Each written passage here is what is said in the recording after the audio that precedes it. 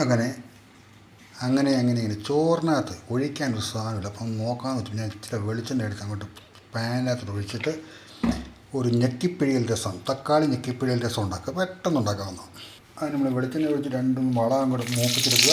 മുളക് കോരിയെടുത്തു. 2-3 ചെറിയ ഉള്ളി, ഒരു 5-6 കുരുമുളക്, പച്ച കുരുമുളകാണ്, നല്ല ടേസ്റ്റായിരിക്കും.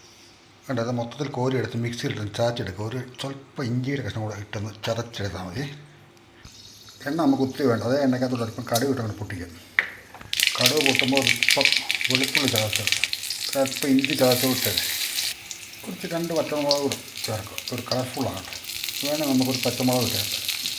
അത് നന്നായിട്ട് ഇളക്കി യോജിപ്പിക്കുക. പേരിലൊരല്പം മുളക് പൊടി, ഒരല്പം ജീരകം, ചെറിയ ജീരകം, അല്പം ഉലുവ പൊടിച്ചത്, കൈയൊക്കെ നല്ല വൃത്തിയായിട്ട് കഴിയിട്ടുള്ളൂ. നല്ല പഴുത്ത തക്കാളി ഞെക്കിപ്പിങ്ങനെ ചേർക്കുക. മിക്സ് ചെയ്യുക.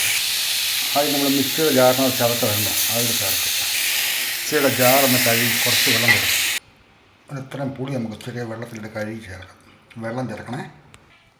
പുളിവെള്ളം നോക്കിയിട്ട് പുളി നോക്കി ആവശ്യം ചേർക്കുക. ഇതിനാവശ്യം ഉപ്പ് ചേർക്കുക.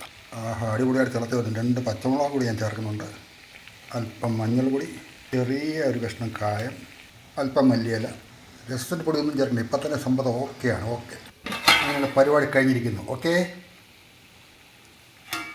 ഇത് നമുക്കുണ്ടല്ലോ വെറുതെ ഇങ്ങനെ കോരി ഉണ്ടോ, ഇങ്ങനെ കുടിക്കാൻ വേണ്ടി നല്ലതാണ്. ചോറിനകത്ത് കുടിക്കാൻ നല്ല സൂപ്പർ സാധനം. വയറിനൊക്കെ എന്ത് അസുഖം ഇതുപോലെ ഉണ്ടാക്കി കുടിച്ചു നിൽക്കും, ഒരു പ്രശ്നമില്ല.